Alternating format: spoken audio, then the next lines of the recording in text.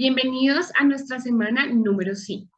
El día de hoy vamos a estar hablando sobre el análisis y síntesis, entendiendo que estamos continuando con cada una de las fases del proceso de diseño de un espacio. Luego hablaremos sobre el análisis del sitio y las características del terreno. Cuando nosotros hablamos del análisis y síntesis, es esta fase en la parte del proceso, donde nosotros vamos a definir, desglosar y analizar toda la información que hemos recaudado en los pasos anteriores. Todo esto con el fin de obtener ciertos factores que van a intervenir dentro del proceso de diseño. Esto incluye, por ejemplo, el programa de necesidades, el tipo de arquitectura que nosotros vamos a utilizar, análisis del entorno natural, porque estos factores son bastante relevantes para comprender y aprender sobre lo investigado y de esta forma empezar a tomar decisiones. Cuando hablamos del análisis del sitio, es aquello que tiene que ver o que consiste en la recolección, ordenamiento y análisis de todas las características o datos que posee el terreno. Aquí nosotros vamos a utilizar ciertas estrategias para encontrar esta información, de tal manera que podemos organizarla de forma gráfica, ¿listo? De forma separada y organizada, de acuerdo a los aspectos que vamos a analizar. El primero debe ser las características del terreno, lo segundo es el entorno natural, luego hablaremos sobre el entorno urbano y finalmente el entorno vial. El análisis del sitio, entonces, reconocemos en esta imagen lo que nombramos anteriormente. Primero, hablamos sobre la localización, ¿listo?, del espacio en el que vamos a hacer la intervención arquitectónica. Adicional, vamos a encontrar que hay varios espacios o varios ítems a conocer. Los hitos, nodos, indicar, por ejemplo, las colindancias, indicar de dónde viene o hacia dónde van las calles, si en el caso en que nuestro proyecto las tenga, y los usos del suelo que aquí encontramos. También podemos localizar nodos, ya vamos a hablar sobre cada uno de ellos y entender qué significa. Cuando hablamos del uso del suelo, significa que nosotros estamos refiriéndonos a la normativa. Resulta que nosotros vamos a encontrar que según donde esté localizado nuestro proyecto, hay unos usos definidos.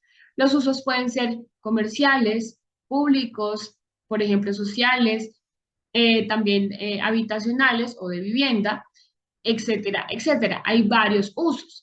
Así que nosotros no podemos simplemente llegar y decir, ay, aquí quiero hacer esto. No, en muchas ocasiones puede que no esté permitido, por ende necesitamos ser conocedores de la normativa. Luego hablamos sobre el tipo de suelo. Esto ya tiene que ver más con la calidad que tiene la tierra y el valor de soportar la misma. ¿Listo? Puede ser que nosotros encontremos una tierra así arcillosa o un terreno arcilloso, árido, arenoso, entre otros. Y de esto dependerá el tipo de cimentación que nosotros vamos a decidir que aporte dentro de nuestro proyecto. ¿Bien? Nosotros simplemente no podemos decir voy a hacer este tipo de cimentación sin antes conocer el suelo. Para ello, nosotros debemos hacer algunos estudios topográficos y tomar algunas muestras. Adicionalmente, vamos a hablar sobre la localización. Esto determina el punto exacto en donde nosotros vamos a tener el terreno a intervenir, es decir, su dirección. Para identificarlo de una forma más conveniente, debemos indicar la calle, las avenidas, las zonas donde están localizados. Así también se puede definir a dónde viene, ¿listo? Hacia dónde van las calles que circundan el terreno, con el fin de dar una referencia más exacta de dónde se encuentra. En este caso, hablando si estamos dentro de un lote o un terreno que es urbano. Si estamos hablando de la parte rural, simplemente también hay ciertos tipos de indicaciones que nos pueden ayudar a localizar con más facilidad el terreno.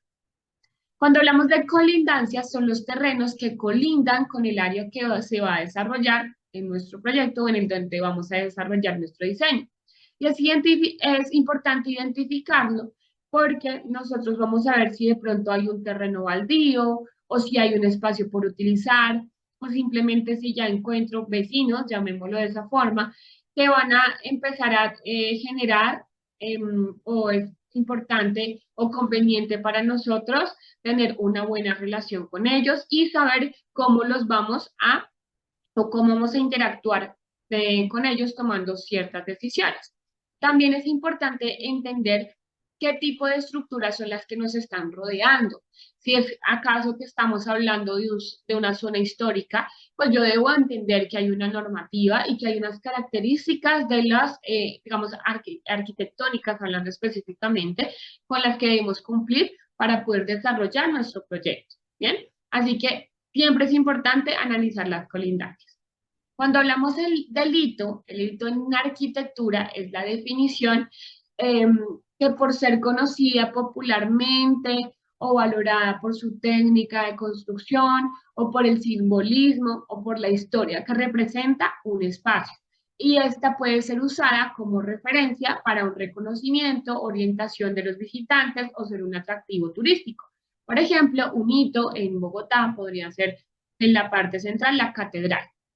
¿Sí? Una catedral puede ser un hito o simplemente un monumento histórico. Eso también puede ser un hito. ¿Listo? A diferencia del hito, encontramos el nodo. Los nodos son puntos estratégicos de una ciudad en los que nosotros podemos ingresar. ¿Listo? Puede ingresar un observador y constituyen focos intensivos de los que parte a los que nosotros podemos encaminar. Puede ser ante todo confluencias, sitios de una ruptura en el transporte, puede ser un cruce, una convergencia de sendas, momentos de paso en una estructura, o bien los nodos pueden ser también sencillamente concentraciones cuya importancia se debe a que son la condensación de determinado uso o carácter físico, como una esquina, por ejemplo, donde se reúne la gente, o una plaza cercana, o un parque reconocido. Eso puede ser un nodo, ¿listo? Ahí donde suceden situaciones importantes. Finalmente, hablamos sobre las características del terreno. Es irnos un poquito más a profundidad sobre lo que estábamos refiriéndonos anteriormente. Ahí hablamos sobre referentes en su forma, en su dimensión, la pendiente. Esto nos indica, por ejemplo, a través de planimetría y altimetría, los niveles y perfiles del terreno. Eso también lo vamos a estar viendo. Y a través de este análisis vamos a obtener cierta información relacionada con cotas y perfiles del terreno. Con estos datos nosotros vamos a tomar decisiones referentes a los niveles de la planta, a la estructura que vamos a estar utilizando. Y en el momento de utilizar estos datos, pues vamos a necesitar ayuda, por ejemplo, de topógrafos, ¿listo? Para analizar qué hay la topografía del terreno y así establecer los rangos de pendiente con que nosotros podemos contar y de esta forma definir pendientes mínimas y máximas a utilizar. Dentro de esas características del terreno, entonces vamos a poder identificarlas así. Hay distintos, por ejemplo, temas a tener en cuenta, las cotas de nivel, que generalmente en los planos topográficos las vamos a encontrar así, curvas de nivel, que los vamos a identificar de esta forma, las pendientes van a venir así, contándoles cuál es la pendiente, cotas horizontales, que simplemente son cuando están, digamos, cercanas a nosotros, edificaciones, etcétera, pues vienen estas cotas, y también nos van a indicar tipos de suelo. ¿Listo? También adicional de las cotas horizontales vamos a encontrar cotas verticales. Vamos a ir profundizando sobre el tema y hasta aquí nuestra presentación del día de hoy. Cualquier duda o pregunta que tenga sobre el tema, recuerden que se pueden contactar conmigo por medio del chat del aula como Lina Aranzales. Así que espero que se encuentren muy bien.